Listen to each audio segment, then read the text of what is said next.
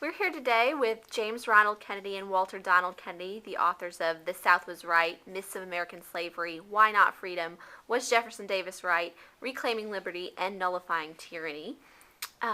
Before we start with the questions, could you all just clarify for everyone watching who is who? Well, for my grandchildren's sake, I grew this. So I'm Walter D. or Don Kennedy, and this is my good-looking twin brother, James R. or Ron Kennedy.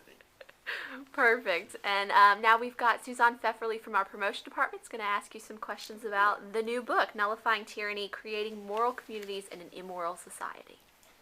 Okay, I'll begin with sort of a general question, and this is in relation to Nullifying Tyranny. How does it kind of relate to your other books that you've written in the past? When we began our books, the first book we published was The South Was Right. In The South Was Right, we said the South was right, not because it was the South. The South was right in 1861 because America was right in 1776. The principles of the South in 1861 was the real America, small government, limited government, government where we the people control the government. What we got in a post-Appomattox America is what you see now. Trillions and trillions of dollars in debt, where we are now spending our grandchildren and our great-grandchildren's fortune. So that's why when we wrote The South Was Right, that was just the beginning. And in Nullifying Tyranny, we're looking at how do we rectify those problems of a big, out-of-control government. Okay. And what do you hope readers will learn from this book? Well, this book is unique in that we are offering not just a view of what's wrong with America. I mean, there's plenty of books that'll tell you what's wrong with the lack of a constitutional republic, an out-of-control tax and spend, tax, borrow and spend federal government. But what we're looking at is how can we, the people, at the local level, how can we regain the power to control the federal government? Now, today the federal government is supreme. It's the sovereign of the nation. That's not the way the Founding Fathers intended. Absolutely. That's not the country that we were given as a birthright. It is what has evolved today, a Leviathan in Washington, D.C. that controls and commands the people to obey its will. The way our Founding Fathers set us up was a republic of republic in which we, the people of the sovereign states, were the final arbiter of the powers of the federal government. And that's what we're talking about in we did talk about in Reclaiming Liberty, but this is our latest book, Nullifying Tyranny.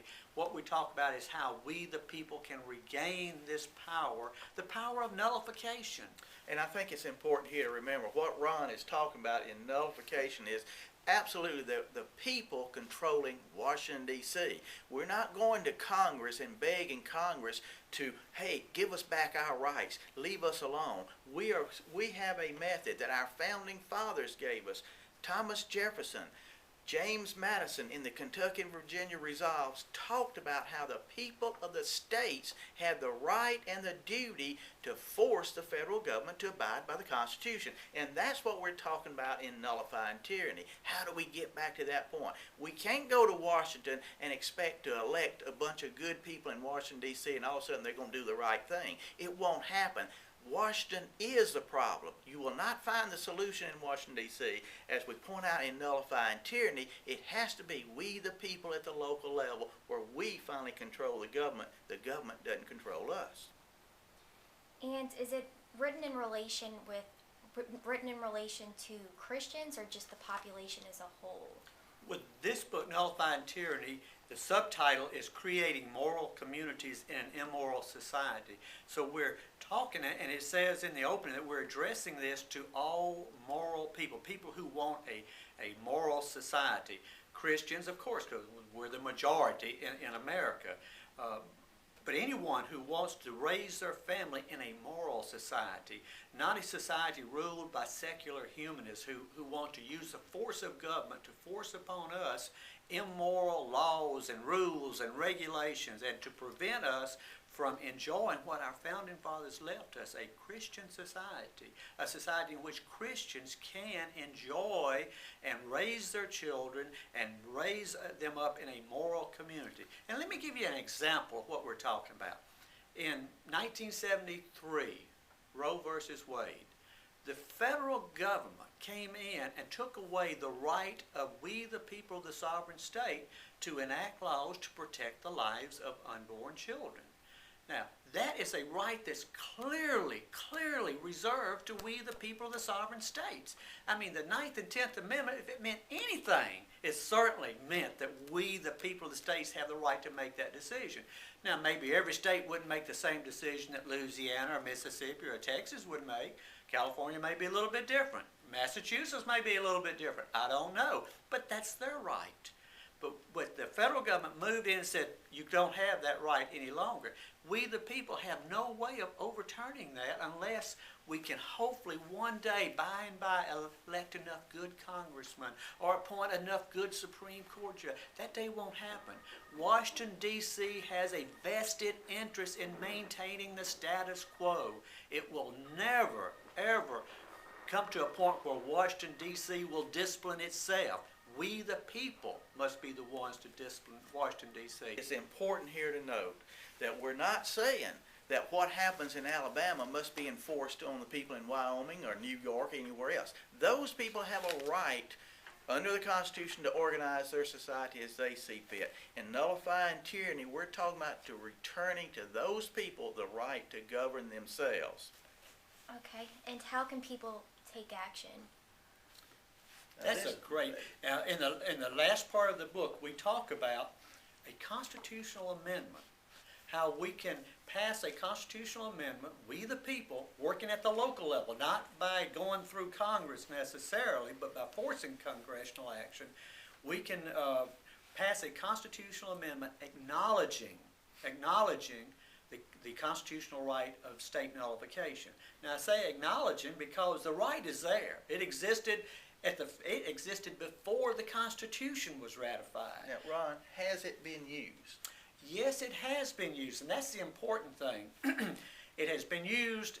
The last time it was used successfully was in about 1858, 1859, in which the state of Wisconsin nullified not just a congressional law, but a clause, a section of the United States Constitution, which dealt with fugitive slaves. And at that time, the great slavery controversy was going on. Mm-hmm. The people of the sovereign state of Wisconsin said, look, when we came into the Union, we said we would abide by that clause in the Constitution that says that we would return fugitive slaves to the slave states when they escape. But now, our morality is such that we don't feel like that's right.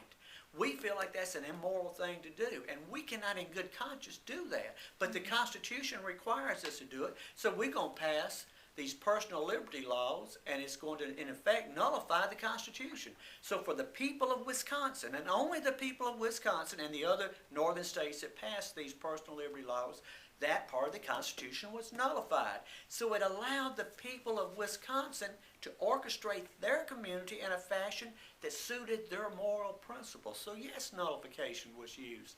It was very successfully used a number of times, but the last time it was used was in the 1858. And since the tyranny of Abraham Lincoln, it has not been used. That's why we say we want to pass this constitutional amendment that will acknowledge that right. It still exists. Give us, the people of the state, we the people of each sovereign state, the final authority over whether or not the federal government is acting pursuant to the Constitution.